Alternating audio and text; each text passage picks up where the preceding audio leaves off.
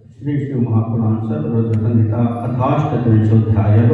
इंद्र का अर्जुन को वरदान देकर शिव पूजन का उपदेश देना। नंदीश्वर उवाच।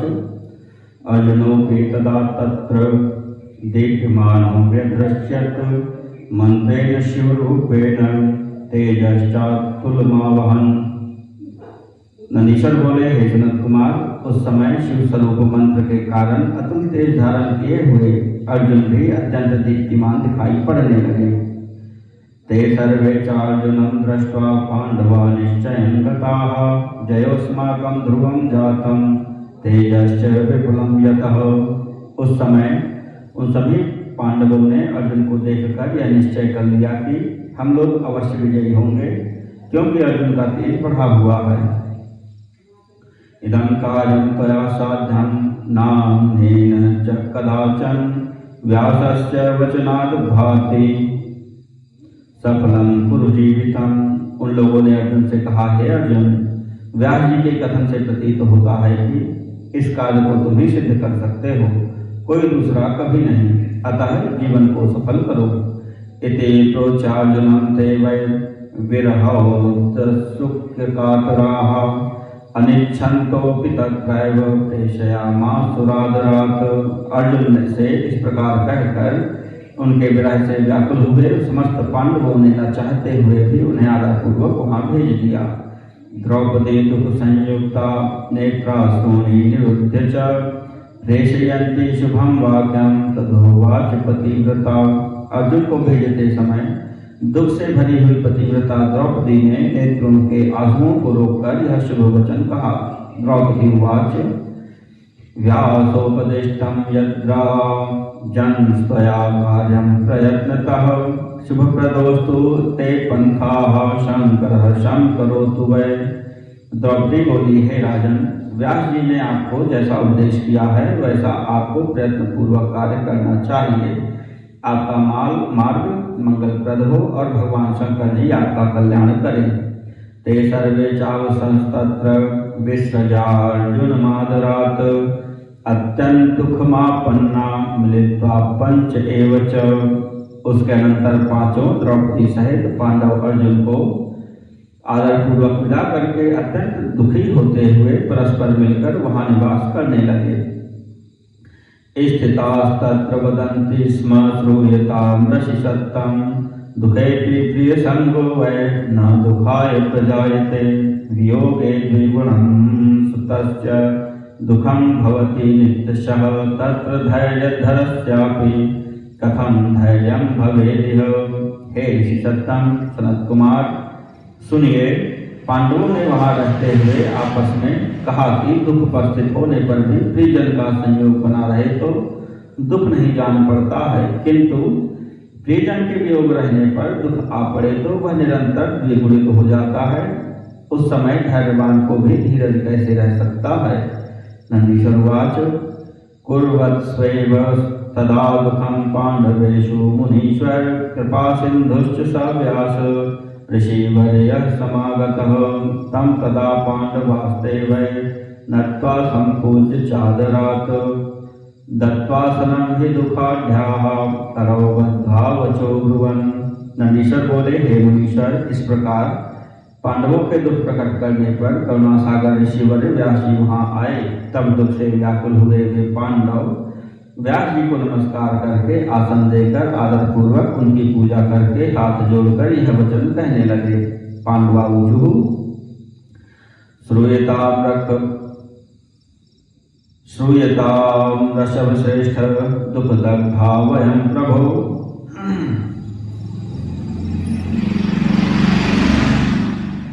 दर्शनं चैत्य संप्राप्य ध्यानंदं प्राप्नुमो मुने। पांडव बोले, हे श्रेष्ठोत्तम, हे प्रभु, सुनिए, हम दुख से जल रहे थे, किंतु हे मुने, आज आपका दर्शन प्राप्त कर हम लोग आनंदित हो रहे हैं। कियत् कालं वसात्रैव दुःखनाशाय नः प्रभो दर्शनात् तव विप्रर्षे सर्वं दुःखं विलीयते। हे प्रभु, आप हम लोगों का दुख दूर करने के लिए कुछ काल पर्यंत यहीं निवास कीजिए, क्योंकि हे विप्रर्षे, आपके दर्शन मात्र से सारा दुख नष्ट हो जाता है। नदीश्वरुवाच इत्युक्तः स ऋषिश्रेष्ठो न्यवसत्यत् सुखाय वै कथाभिर्विविधाभिश्च तद्दुःखं नोदयंस्तदा वर्तायां क्रियमाणायां तेन व्यासेन सन्मुने सुप्रणम्य विनीतात्मा धर्मराजो ब्रवीदिदम्।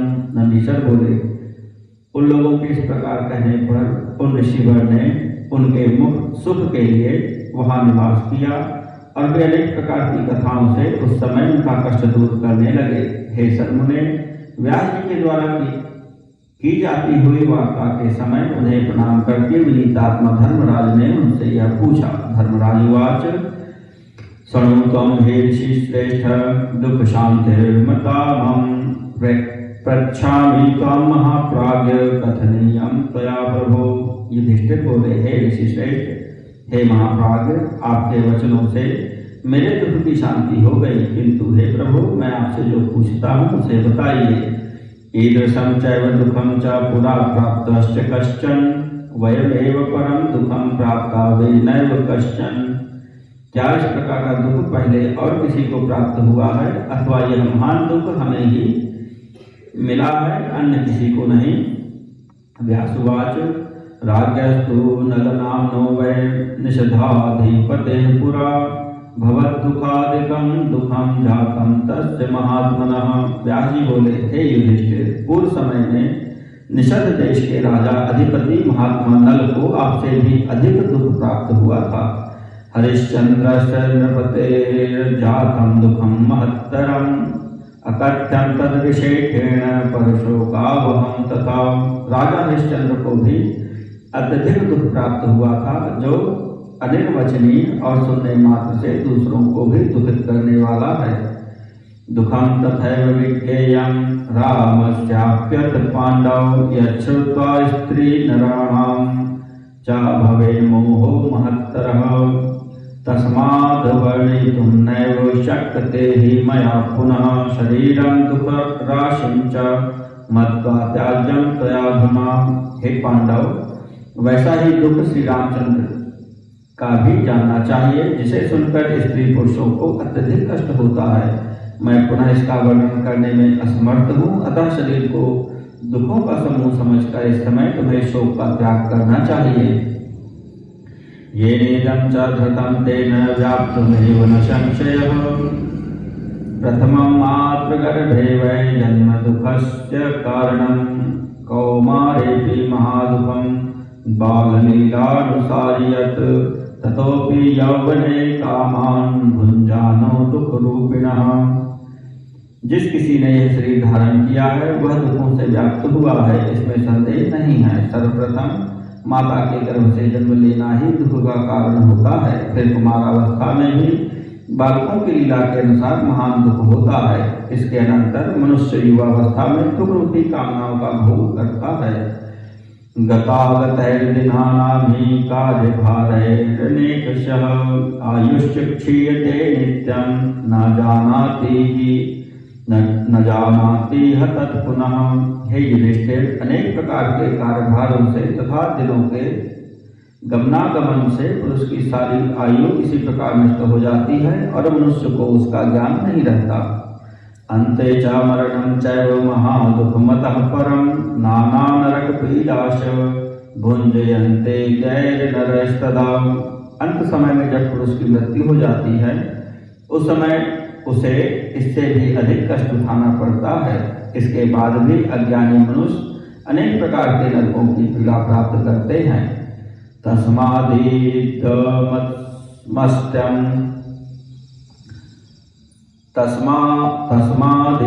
सत्यं च त्वं तु सत्यं समाचर येनैव तुष्यते शंभुस्तथा कार्यं नरेण च।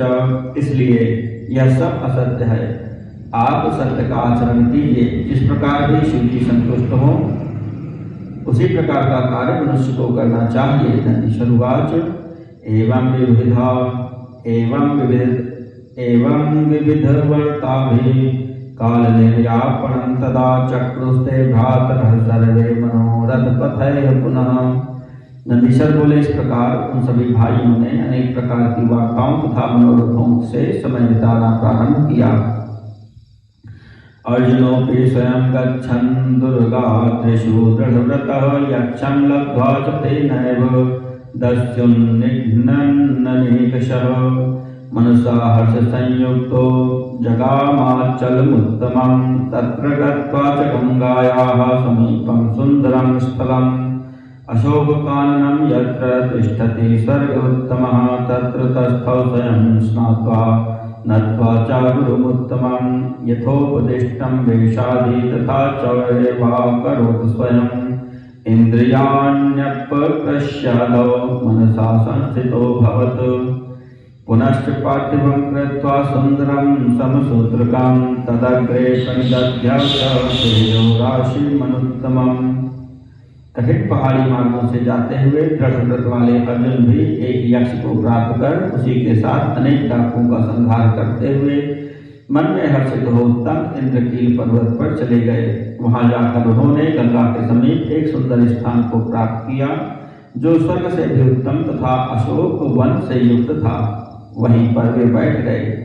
इसके बाद स्वयं स्नान करके श्रेष्ठ गुरु को नमस्कार कर उन्होंने यथोपदिष्ट वेश धारण किया और इंद्रियों को वश में करके एकाग्रचित्त हो तपस्या के लिए स्थित हो गए। उस समय वे अत्यंत सुंदर समसूत्र युक्त पार्थिव शिवलिंग का निर्माण करके उसके आगे आसनस्थ होकर उत्तम तेजोराशि शिव जी का ध्यान करने लगे। त्रिकालं चैव सुस्नातः पूजनं विविधं तदा चकारोपासनं तत्र हरस्य च पुनः पुनः। इस प्रकार अर्जुन तीनों समय स्नान करके बारंबार अनेक प्रकार से शिव जी की पूजा करते हुए उपासना में तत्पर हो गए। तस्यैव शिरसस्तेजो निःसृतं तच्चरास्तदा दृष्ट्वा भयं समापन्नाः प्रविष्टश्च कदा ह्ययम्। इसके बाद उस समय उनके शिरोभाग से निकले हुए तेज को देखकर इंद्र के अनुचर भयभीत हो गए और सोचने लगे कि इस स्थान पर कब आ गया, यह इस स्थान पर कब आ गया। पुनस्ते च विचार्यैवं कथनीयं विधौजसे इत्युक्ता दुर्गतास्ते वै शक्रस्यान्तिकमंजसा। उन्होंने पुनः अपने मन में विचार किया कि यह समाचार इंद्र से निवेदन करना चाहिए। परस्पर ऐसा कहकर वे शीघ्र ही इंद्र के समीप गए। चराऊचुः देवो वाथ ऋषिश्चैव सूर्यो वाथ विभावसुः तपश्चरति देवेश न जानीमो वने च तं तस्यैव तेजसा दग्धा आगतास्तव सन्निधौ निवेदितं चरित्रं तत्क्रिया क्रियतामुचितम्। तु यत् चर बोले, हे देवेश, कोई देवता ऋषि सूर्य अथवा अग्निदेव इस वन में घोर तप कर रहे हैं। हम लोग उन्हें नहीं जानते। उनके तेज से संतप्त होकर हम लोग आपके पास आए हैं। हमने उस चरित्र को आपसे कह दिया। अब जैसा उचित हो आप वैसा कीजिए। नंदीश्वर उवाच इत्युक्तस्तैश्चरैः सर्वं ज्ञात्वा पुत्र चकीर्षितं स गौत्रपान् विसृज्यैव तत्र गन्तुं मनो दधे। नंदीश्वर बोले, दूतों के ऐसा कहने पर इंद्र ने अपने पुत्र अर्जुन का अभिप्राय जानकर पर्वत रक्षकों को विदा कर वहां से जाने का विचार किया। सवृद्ध ब्राह्मणो भूत्वा ब्रह्मचारी शचीपतिः जगाम तत्र विप्रेन्द्र परीक्षार्थं हि तस्य वै तमागतं तदा दृष्ट्वा कार्षीट पूजां च पाण्डवः स्थितोऽग्रे च स्तुतिं कृत्वा क्वायातोऽसि वदाधुना इत्युक्तस्तेन देवेशो धैर्यार्थं तस्य प्रीतितः परीक्षागर्भितं वाक्यं पाण्डवं तं ततो ब्रवीत्। हे विप्रेन्द्र, वे शचीपति इंद्र ब्रह्मचारी वृद्ध ब्राह्मण का रूप धारण कर उनकी परीक्षा के लिए वहां पहुंचे। तब उन्हें आया हुआ देखकर अर्जुन ने उनकी पूजा की और आगे खड़े होकर स्तुति करके उनसे यह पूछा कि इस समय आप कहाँ से आए हैं, कृपया यह बताइए। तब उनके द्वारा प्रीतिपूर्वक इस प्रकार कहे जाने पर अर्जुन के धैर्य के परीक्षणार्थ देवराज इंद्र प्रति प्रश्न करने लगे। ब्राह्मणवाच नवे वयसि वै तात किं तपस्यसि साम्प्रतं मुक्त्यर्थं वा जयार्थं किं सर्वथैतत्तपस्तौ। ब्राह्मण बोले, हे तात, तुम इस समय युवावस्था में तप क्यों कर रहे हो? क्या तुम्हारी यह तपस्या सर्वथा मुक्ति के लिए है अथवा विजय के लिए है? नंदीश्वरवाच इति पृष्टस्तदा तेन सर्वं संवेदितं पुनः तच्छ्रुत्वा स पुनर्वाक्यम् उवाच ब्राह्मणस्तदा। नंदीश्वर बोले, इस प्रकार पूछे जाने पर अर्जुन ने अपना सारा समाचार कह सुनाया। तब उन ब्राह्मण ने पुनः यह वचन कहा। ब्राह्मणवाच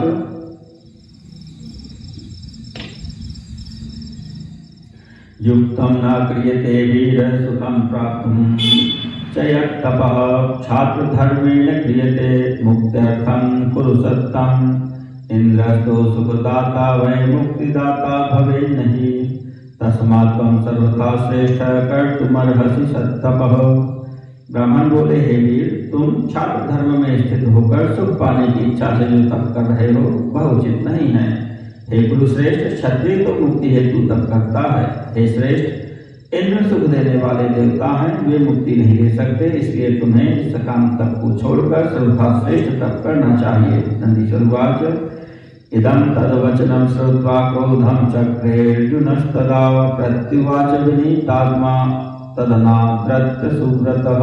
नंदीश्वर बोले, उनके इस वचन को सुनकर दृढ़व्रत एवं विनयी अर्जुन ने क्रोध किया और उनका निरादर करते हुए कहा। अर्जुनवाच राज्यार्थं न च मुक्त्यर्थं किमर्थं भाषसे स्फुटं व्यासस्य वचनेनैव क्रियते तप ईदृशम् इतो गच्छ ब्रह्मचारिं मां पातयितुमिच्छसि प्रयोजनं किमत्रास्ति तव वै ब्रह्मचारिणः। अर्जुन बोले, मैं न तो राज्य के लिए और न तो मुक्ति के लिए तप कर रहा हूँ, तुम ऐसा क्यों बोल रहे हो? मैं व्यास जी की आज्ञा से इस प्रकार का तप कर रहा हूँ। हे ब्रह्मचारी, अब यहाँ से शीघ्र चले जाओ, मुझे अपने संकल्प से मत गिराओ। तुझ ब्रह्मचारी का यहाँ क्या प्रयोजन है? नंदीश्वरवाच इत्युक्त्वा स प्रसन्नो भूत सुंदरं रूपमद्भुतं सोपस्करण संयुक्तं दर्शयामास वै निजम्। नंदीश्वर बोले, ऐसा कहे जाने पर वे इंद्रदेव प्रसन्न हो उठे और वज्र आदि अपने उपस्करणों से युक्त अद्भुत तथा मनोहर अपना रूप उन्होंने दिखाया। शक्र रूपम तदा दृष्ट्वा लज्जितश्चार्जुनस्तदा स इंद्रस्तं समाश्वास्य पुनरेव वचो ब्रवीत। तब इंद्र के रूप को देखकर अर्जुन लज्जित हो उठे। इसके बाद उन्हें आश्वस्त करके इंद्र ने पुनः यह वचन कहा। इंद्रवाच वरं वणेष्व हे तात धनंजय महामते यदिच्छसि मनोभीष्टं नादेयं विदिते तव। तच्छ्रुत्वा शक्रवचनं प्रत्युवाचार्जुनस्तदा विजयं देहि मे तात शत्रुक्लिष्टस्य सर्वथा। इंद्र बोले, हे तात, हे धनंजय, हे महामते, तुम्हारा जो भी अभिलषित हो वह वर मुझसे मांगो, तुम्हारे लिए कुछ भी अजय नहीं है। तब इंद्र के उस वचन को सुनकर अर्जुन बोले, हे तात, इस प्रकार से शत्रुओं से पीड़ित मुझे विजय प्रदान करें। शत्रुवाच बलिष्ठा शत्रुवस्ते च दुर्योधन पुरःसराः द्रोणो भीष्मश्च कर्णश्च सर्वे ते दुर्जया ध्रुवम्। शक्र बोले, हे तात, दुर्योधन आदि तुम्हारे शत्रु बड़े बलवान हैं और द्रोण भीष्म एवं कर्ण ये सब निश्चय ही युद्ध में दुर्जय हैं। अश्वत्थामा द्रोणपुत्रो द्रोणशो दुर्जयो तिसः मया साध्या भवेयुस्ते सर्वथा स्वहितं शृणु। साक्षात रुद्र का अंश द्रोणपुत्र अश्वत्थामा तो अत्यंत दुर्जय है। वे सभी भीष्म द्रोण आदि मुझसे भी असाध्य हैं, तो भी अपने हित की बात सुनो। एतद् वीरं जयं कर्तुं न शक्तः कश्चनाधुना वर्तते हि शिवो वर्यस् तस्मात् शम्भोर्जपोधुना। हे वीर, इस अश्वत्थामा पर विजय प्राप्त करने में कोई भी समर्थ नहीं है, केवल शिव ही समर्थ हैं, इसलिए अब तुम शिव मंत्र का जप करो। शंकर सर्वलोकेश चराचरपतीश्वराट सर्वं कर्तुं समर्थोऽस्ति भुक्ति मुक्ति फलप्रदः। अहमन्ये च ब्रह्माद्या विष्णु सर्ववरप्रदः। अन्ये जिगीषवो ये च ते सर्वे शिवपूजकाः। सभी लोगों के स्वामी चराचरपति स्वराट और भोग तथा मोक्ष प्रदान करने वाले शंकर सब कुछ करने में समर्थ हैं। ब्रह्मा आदि देव श्रेष्ठ सबको वर देने वाले विष्णु मैं स्वयं इंद्र अन्य देवगण तथा विजय के अभिलाषा वाले दूसरे लोग ये सभी भगवान शिव की उपासना करते हैं। अद्य प्रभृति तन्मन्त्रं हित्वा भक्त्या शिवं भज पार्थिवेन विधानेन ध्यानेनैव शिवस्य च उपचारेण नैकैष सर्वभावेन भारत सिद्धि स्यात् चलातेद्य नात्र कार्या विचारणा।